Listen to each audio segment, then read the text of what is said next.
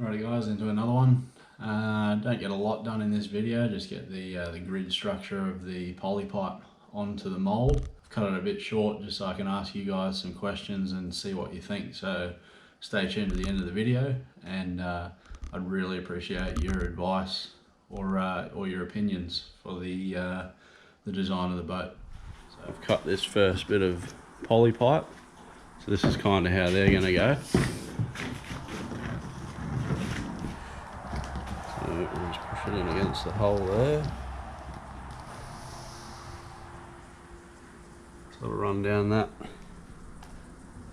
As you see, we've got a bit of a gap happening between them, and it obviously just won't stay there by itself. So what I've done is got a bunch of this 100-pound fishing braid, and I'll just cut some tiny little squares of 300. And I'll just mark where they have to go and put them on the mould like that with a bit of fiberglass over the centre. Then I'll be able to pick up each end and tie a knot around the poly pipe to hold it in against the plug. I know I'm going to have to, once we already know that there's going to be a lot of work needed to be done in the mould, but even on the edges, that plasticine job that I did, I know there's like gouges and stuff out of it, but yeah, we'll just fill it and sand it however we need to make it all pretty again. Again, not really needed because none of the corners of this mold is actually part of the boat. So even the corners on the front flange, they're going to be filled in with plasticine anyway. So, but I don't know, we'll see what they look like when we've demolded anyway. Alright guys, not sure if you're going to be able to see that, but I've drawn grids. Yeah, you can see it quite easily there. They're 750 by 750 millimeters. They go all the way to the bottom flange, but they'll hang 150 back from here because we're going to have that layup on the flanges. I don't want to disturb them. So and they hang 150 back from the keel flange there as well. Same thing, we're going to have all that glass up there anyway. Yeah, so the way that I'm going to secure the pipe to the surface is I'm just going to go through and just wet these bits of glass out and not wet the end of the strings, and then that'll allow me to tie the poly pipe to the plug, to the mould. So I'll put these long ones in first all the way along, and then what I'll do is I'll cut a section out, obviously a little bit bigger than what that is there now. It'll have to be at least the diameter of the pipe, so it sits over it like that without bending. And then yeah, I'll put the ones going up in over the top of the pipe, and I'll also tie those on as well. So I'll use one of these to tie across that way, and then the other one to tie up that way. So at each intersection we have the cross piece, and then between each of them we just have a straight. So it'll be a straight there, straight there, straight there, straight there. And yeah, I think that's going to hold it well enough to glass it up. Okay, so I've got all those tie points in place now, all the way across, both ways, up and down. We'll just have to let those set. I've got the pipe outside laying in the sun to straighten it out a bit.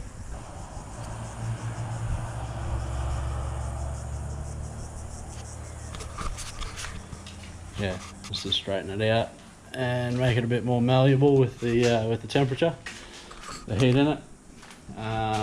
Yeah, so I'll just still have to wait for those to set. You can see I didn't really spend much time wetting it out. These are only just to hold it until I get the 2 layers of 600 over the top of it. So not much strength needed. That pipe is pretty light, especially with how many I've got. I've got them about every 500 or so, 500 millimeters. So yeah, I'll leave it at that for now. It's about midday. I'll wait for it to cool down a bit. I gotta go stock the boat. Yeah, I gotta transfer over to Kingfisher Bay on Fraser Island tomorrow on the big boat.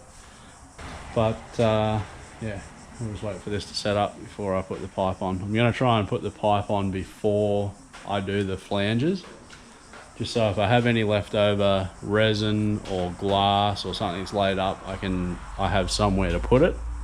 I'll be able to put little scrap pieces around the place. And also, while I'm dealing with the glass for the flanges, I don't want to glue these pieces of braid down accidentally. So if I have the pipe in place, it doesn't matter if it gets glue on it then.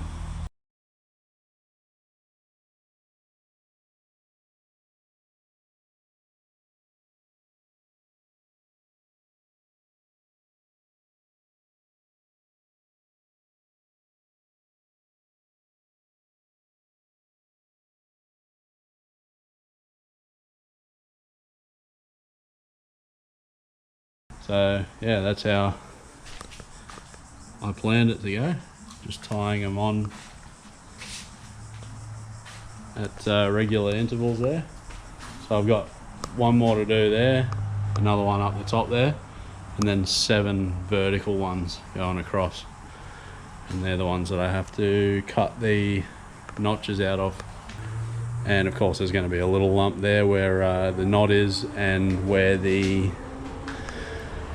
top of the hose section is going to sit. So as I said, it's going to be wider than this, so it fits over that hose, but yeah, it's going to look something like that. Once it's a bit wider, it won't kick up on either end. So just while I was working on that, I figured that you might be thinking why I'm putting the pipe in, like why not just lay glass on those lines? It's kind of like, okay, so see this ruler, it's straight, so that's what the glass would be straight if we laid it on the boat like that and like that. See how flexible it is when it's straight? Now if this was at a right angle, or if it was like a top hat section like this,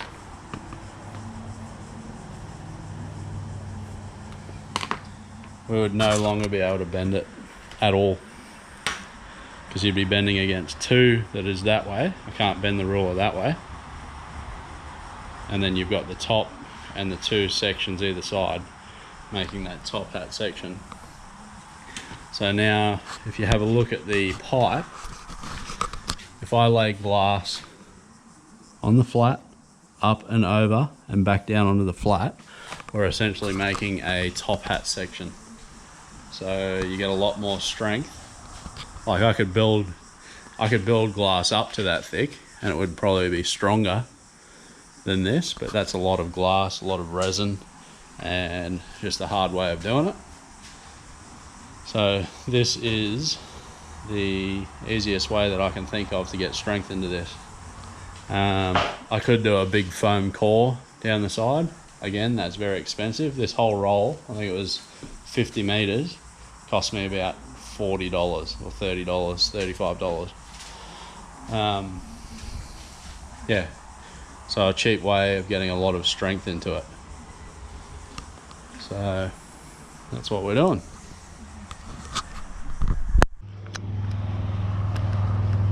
Okay, so we got the first vertical one in. It's sitting high in some spots. Might just leave it with the heat and see if it ends up conforming to the shape. If not, that's not such a big deal. We can just glass over the top of that.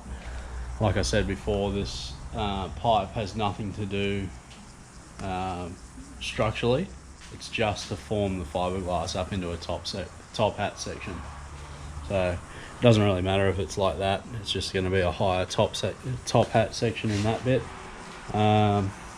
Yeah, it might look a little ununiform or something like that, but yeah, I'm not really worried at all.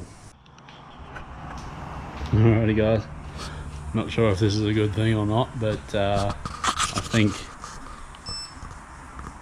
the mold is demolding. I keep hearing this like a crackly sound, and I think it's either the plug shrinking or expanding behind the glass. I heard it first across the keel line, so I heard it cracking away up there, and then it just started here. Yep. Yeah, I think I can feel a bit of play between here and the mold now. So, yeah, I don't know what that means. Hopefully the majority of it stays on there, but the only thing that I'm thinking is when I lay up on top of things now, like what I was talking about earlier on with print through, it'll be a lot easier for this to print through on something that isn't actually attached to the mold now, because this is still a little bit flexible.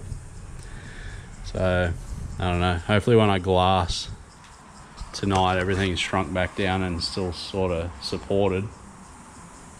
But yeah, that's just something that we're going to have to see when we release the mold. A little bit scary, but a little bit exciting at the same time. At least I know that it's releasing, which is good. I think that's the only good thing that I can think of that's come from this. But yeah, we'll see how we go. It's alright. We'll just take it as it comes. Alrighty guys, all caged up now, all the way to the front. Okay guys, we'll wrap that one up there. I said at the start of the video that I wanted to ask you guys some questions, and it's sort of regarding the design of the canoe. I'll just throw some photos up now and let you know what I'm talking about. I'm looking at the bow section of the canoe and sort of looking at what Okeanos have done with both of their models. So they've got the Motu, which is the one that I'm sort of basing my design off, and then they've got the Moana as well. That's a larger version, and their bow section sort of has that that reversed scallop out of the bow, so it's kind of like a bit of a bulbous bow. So here's this concept photo that I had again of the one that I'm trying to build. So it's got that little reverse on the side there. So I've just been doing some research online and looking through at the original videos that I've found that inspired me to build one of these, and I can't find this reverse bow on very many models.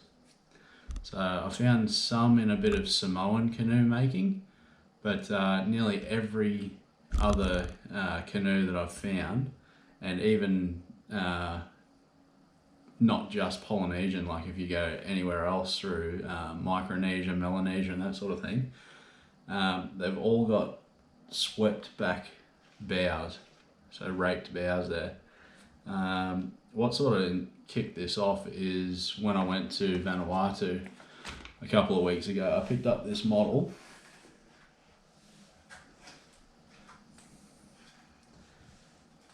And it's got the bows at both, pointy bows at both ends. And yeah, it got me thinking that I hadn't really seen that reverse bow on any other boats other than the Okeanos ones. So I think what they've probably done is done it just to get a bit of a modern look onto the Vaka.